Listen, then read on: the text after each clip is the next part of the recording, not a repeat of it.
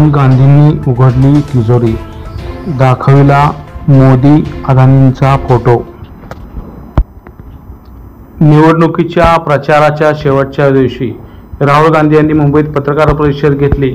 यात त्यांनी एक तिजोरी आणली होती। पत्रकारांसमक्ष ती उघडली।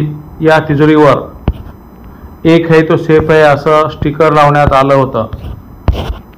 या तिजोरीच्या आतमध्ये उद्योगपती गौतम अदानी आणि पंतप्रधान नरेंद्र मोदी यांचा फोटो लावण्यात आला होता। या माध्यमातून राहुल गांधी यांनी अदानी आणि पंतप्रधान नरेंद्र मोदी यांच्यात साटेलोटे असल्याचा सुद्धा अधोरेखित करण्याचा प्रयत्न केला। मुंबईतील धारावी प्रकल्पाचा 1 लाख कोटीचा व्यवहार पंतप्रधान मोदी आणि गौतम अदानी यांचे प्रमुख लक्ष आहे। महाराष्ट्राची निवडणूक अरबपती आणि सर्वसामान्य लोकांची ही निवडणूक आहे। मोदी, अदानी आणि अमित शाह एकत्र आहेत आणि हेच फक्त सेफ आहेत असा टोला त्यांनी लगावला। त्यामुळे निवडणुकीच्या तोंडावर सगळीकडे एक खळबळ माजली आहे।